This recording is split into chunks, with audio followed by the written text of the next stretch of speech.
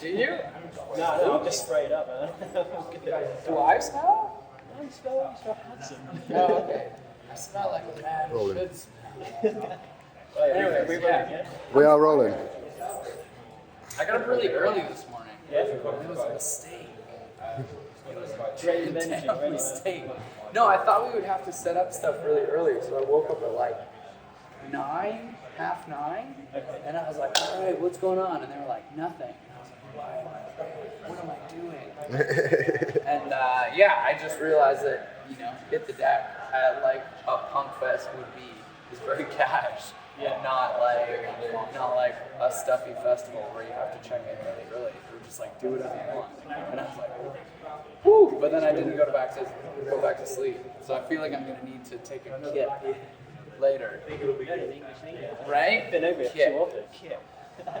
Someone told we had a merch guy once. But yeah, I like merch. Good stuff. What else have you I try and learn as much like Cockney rhyming slang as I can, like as we come over. I love a monkey, like how you would call like a like $500 a monkey. I think that's awesome. And a ton. I think those are good. Calling someone like a market banker, I think is really funny. And boat race, I think is really funny. Right. Like look at that market banker's boat race. It's pretty funny. What other ones do we know? Is that Canadian? Fucking A. That's pretty much it. As long as you get that one, then you're good. Yeah. Oh, Hank Marvin is good too. That's hungry, right? Yeah, starving. That's almost Cockney rhyming. Yeah. Well, that's what all those are. Yeah. Don't forget, we also have everything cheeky. So if you go for a pint, you're going for a cheeky pint. That's a very English thing, as we say cheeky before anything that we shouldn't be doing. Have So a cheeky pint. yeah, Having a cheeky bag of crisps. that's the one. You're getting it. I actually had a bag of prawn cocktail this morning. It was great. It was my first prawn cocktail. It's ticked off the box now, So it's like I had my prawn cocktail, I've had my cheesy chips and beans. Nice. Yeah. Have you tried Marmite? I've tried it back in the day. It hasn't changed its taste. Yeah, so that one's good. I like to stick to my favorites. Yeah. Like gonna go to like an off license and get like the cheapest flapjack that you get. The one that like actually weighs a pound. Yeah, exactly. You don't be running around on stage with that. No, I don't need that. I don't need that business. Maybe I'll save it till tomorrow morning to have like a nice coffee. Yeah, have a big flapjack to carry me through the day. It'll be good. Well, they're all really well. Yeah. I feel like we're halfway through the interview. That's all good. Yeah. What are you burning to ask? I just want to know about the new album. Oh, there we go. It's out. It's been a lot of people are actually loving it. There's people going like, "Oh, this is different." For me, I've been loving it. I feel like it wasn't so much of a split. There's definitely some people that were confused by it, which I kind of appreciate because I'm like, well, if you're not like confusing people or like kind of like putting anyone off, maybe you're not really doing something right. You're not pushing the boundaries. But I like it. I also back though that like there are some people that are just like, no, I don't know, and I was like, cool, yeah, because it is different. But yeah, I feel like we can confidently say that though because we've had like the majority of the reviews that have come back and the shows and fans and everyone are like super stoked on it. It's cool. So that's where I can like look at some bad reviews and be like, yeah. We dropped the new single last night on the show, Beelzebub. Oh, rad. I think it's phenomenal. Cheers, man. I think it's got a kind of old school Marilyn Manson feel about Oh. it. In some of the tonings and the sounds. There we go. What kind of stuff were you listening to whilst in the studio before going into the writing process from the last album? I mean, definitely appreciate some old school Marilyn Manson. I mean, that wasn't what I was thinking of with that song, but yeah. It's got almost like light commercialized, industrialized sort of sound. Oh, okay. Touches of Nine Inch Nails, perhaps. Yeah. That's interesting. Yeah, I think of it as just like a classic, like old school. Like I thought of that song as being a lot more Sabbathy and like kind of like that metal. I mean, that's where we kind of took like You did that Sabbath, didn't you? yeah, and in the way that we kind of are able to approach some of those slower songs. I think now that we've done as much Sabbath, it's like I definitely have a bit more of that confidence. Like when we play War Pigs, it's like literally just me singing. And it takes like a bit of getting used to just be like, there's no band with you, you know? So to confidently kind of do those songs. Yeah, it's a bit of that, like where you're just like, okay, how do I stop headbanging? You know what I mean? It takes like a little bit of getting used to. So I feel like now that we have a bit more of that figured out, it's like we have these slow songs that we can kind of like nail a little bit better. Even when we go back and play like Bastard's Waltz and Raised Right, and like some of the slower songs that we maybe stood kind of like stood away from like in sets because we were like, oh, we'll just play thrash songs. Yeah. But it's like when we play like when we're on tour with like Red Fang, we were doing Raised Right like all the time in the set, and we were like, oh, these older like metalhead dudes who are just drinking beers like love this song. Guys at the back just yeah, exactly. And so I feel like there's been a bit of that transition to where we're like, we can incorporate those songs into the set. And everyone's still stoked, even though they're not like push moshing.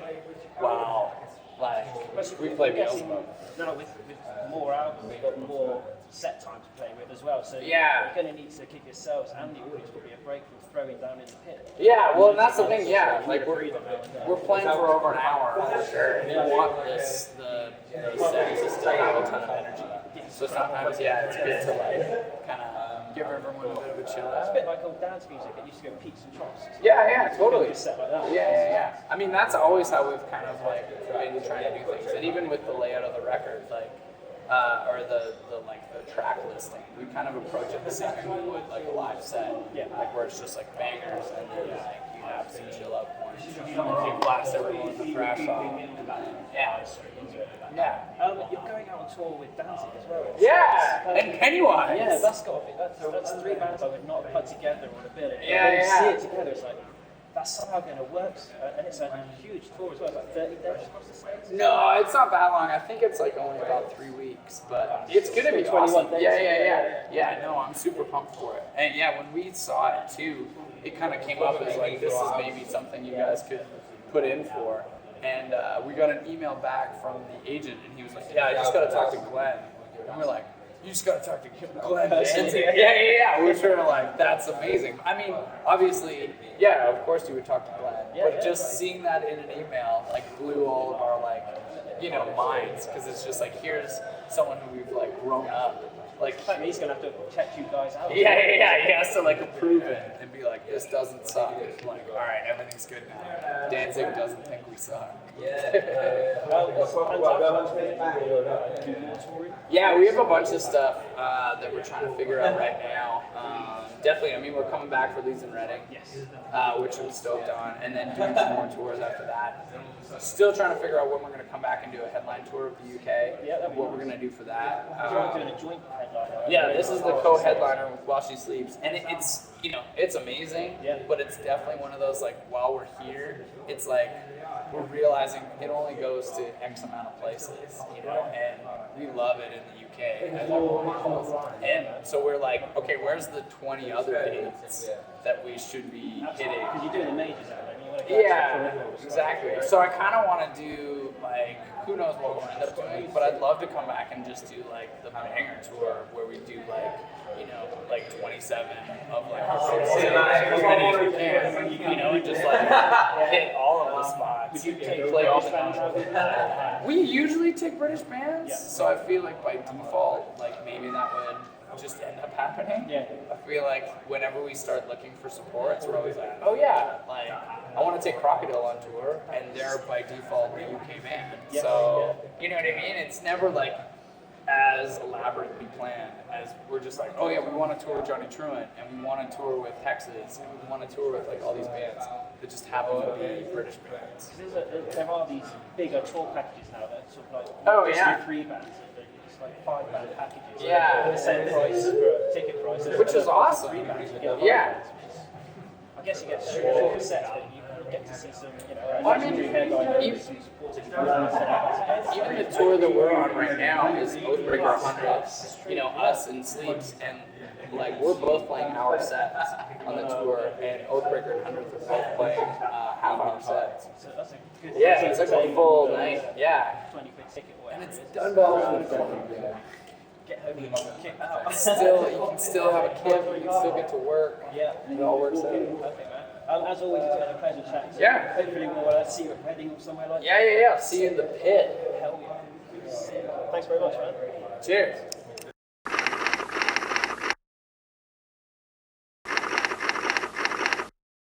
Cool, it's Mike from the Mike James Rock Show. It's Mr. Joey Tempest from Europe. Hey, thanks for having me on here. No, thanks for coming down to Exeter, Yeah. man.